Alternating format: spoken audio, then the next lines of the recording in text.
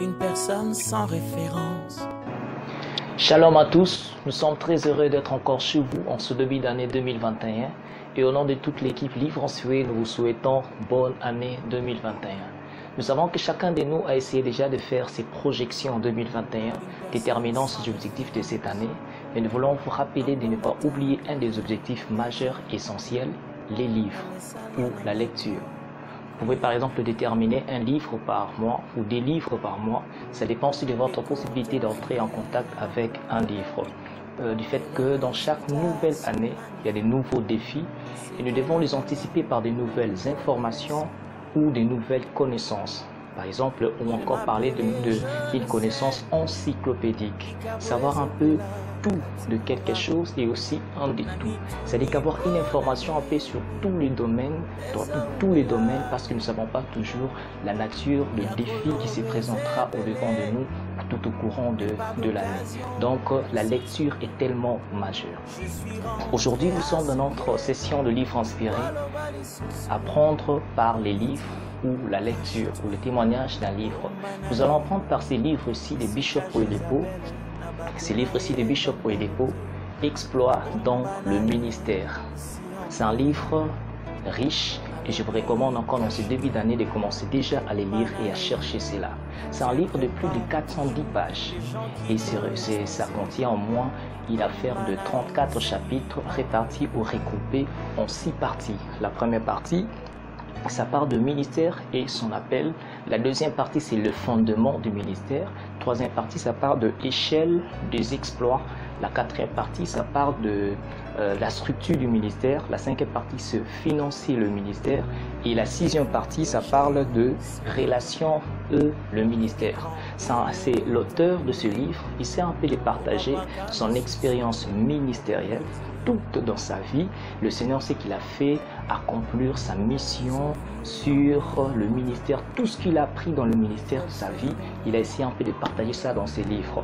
Mais l'auteur, avant d'aller plus loin, il essaie un peu de nous faire comprendre un peu qu'est-ce qu'il appelle le ministère. Il dit ceci, le ministère n'est ni un rêve, ni un délire. Il dit que le ministère n'est pas un titre ecclésiastique. Il dit que le ministère n'est pas aussi une position de leadership qu'occupe une personne dans une assemblée ou dans une église. Mais il dit que le ministère est une mission divine donnée à une personne par Dieu. Il dit que chacun de nous a au moins une mission sur la terre. Dieu l'a envoyé sur la terre avec une mission, un but à accomplir, une tâche à accomplir. Et dans ces livres, il essaie un peu de brosser c'est pourquoi nous sommes importants à accomplir la mission ou la tâche que Dieu nous a donnée sur terre. Quand il parle aussi de ministère, il dit que le ministère, ce n'est pas une idée. Le ministère n'est pas un fardeau ou un sentiment. Il dit que le ministère est une tâche que chaque personne a reçue de Dieu pour l'accomplir. Mais dans ces livres-ci, vous trouverez beaucoup de choses. L'auteur essaie dans la première partie, le ministère et son appel, il essaie de parler de la place de la direction divine, devant savoir où nous allons dans ce ministère, mais il parle aussi de l'onction. Le but de l'onction pour l'accomplissement de notre mission divine. Parce que la mission divine que Dieu nous a donnée, ou les ministères que Dieu nous a donnés, ne peut être accompli que par l'onction. Parce que le ministère ou la mission divine ne peut rien sans l'onction, ne peut rien sans l'onction. Parce que nous avons toujours besoin de la capacité divine, de la force divine, de la force que donne le Saint-Esprit pour accomplir une mission que le Seigneur nous a donnée ou un service que le Seigneur nous a donné sur terre. L'auteur essaie de dire ceci que vous remarquerez dans la Bible que aucun roi en Israël n'est accédé à la royauté sans l'onction. Tous les rois, avant d'accéder à la royauté, ils étaient d'abord commencés à être rois. Donc, pour l'accomplissement de notre ministère ou l'accomplissement de notre vie sur terre, le but que Dieu nous a donné, nous sommes appelés à connaître l'onction, avoir l'onction de Dieu, que le Saint-Esprit nous donne cette capacité divine qui vient de Dieu afin que nous puissions mieux accomplir. Mais en cela, c'est alors qu'il parle dans cette deuxième partie de ce livre ici, le fondement du ministère, qui contient les 7 forces du ministère, ou les 7 forces qui fondent un ministère, dont le ministère est fondé sur ces 7 forces. Et cette force ici, que le Saint-Esprit qui nous donne, que Dieu nous donne, cette capacité que Dieu nous donne.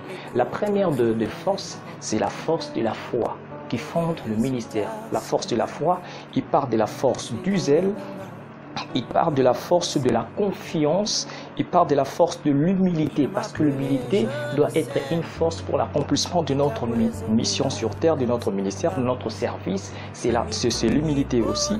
Il parle aussi de la force de l'aide, il parle aussi de la force de la sagesse. Comme je vous ai dit, important, il nous faut la sagesse divine. Il nous faut apprendre par le livre roi, il nous faut apprendre par le Saint-Esprit qui nous donne la sagesse afin d'accomplir notre ministère ou notre mission, notre but sur la terre, de répondre avec la sagesse de toutes les questions, les préoccupations du monde aussi et de la terre aussi. Mais il donne aussi une force de la force de la diligence. Quand il parle de la force de la diligence, il parle que le ministère ou la vie ou l'objectif, la tâche que nous avons reçue de Dieu n'est pas pour le fainéant. La vision n'est pas pour les paresseux. Il dit il faut travailler dur, pour l'accomplissement de notre ministère ou de notre mission sur terre. Mais j'aimerais revenir encore dans la force du zèle. De la force du zèle. Il dit ceci dans la force du zèle, le zèle est la force qui nous pousse à l'avant en dépit de tous les impairs. Parce que c'est là qui nous permettra d'accomplir ou d'arriver à la fin glorieuse de notre mission ou de notre service ou de notre tâche que Dieu nous a donnée. Il dit que le zèle est une force d'accomplissement. Il dit que le zèle est un dynamique ou un tonus pour la réalisation de notre ministère ou encore la réalisation de notre mission sur terre ou de notre service sur terre.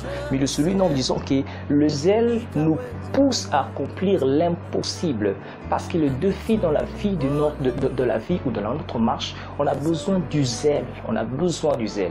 Et le zèle motive notre audace. Il dit le zèle motive notre audace et le zèle met hors jeu toutes les distractions et tout de même les découragements qui pourraient arriver à notre marche dans le ministère. Il nous dit aussi que le zèle n'accepte pas le chèque.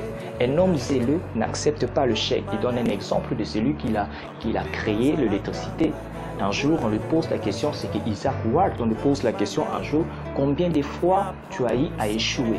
Mais il dit ceci, je n'ai jamais échoué, mais j'ai eu seulement à découvrir les étapes qui ne pourraient pas réussir pour créer ou encore pour accomplir ce qu'on appelle l'électricité. C'est-à-dire que lorsqu'une personne est zélée à la force du zèle, c'est cette force intérieure qui le pousse toujours, même en dépit des impairs, de ne pas abandonner. Donc c'est un merveilleux livre que je vous encourage à lire. Peut-être je ne vais pas toucher beaucoup de choses parce que c'est un grand livre. Donc c'est par ces choses, ce livre, que je vous encourage à lire. Et à la prochaine pour ce nouveau numéro des livres inspirés. Abonnez-vous dans notre chaîne Livres Inspirés. À la prochaine. Bye bye.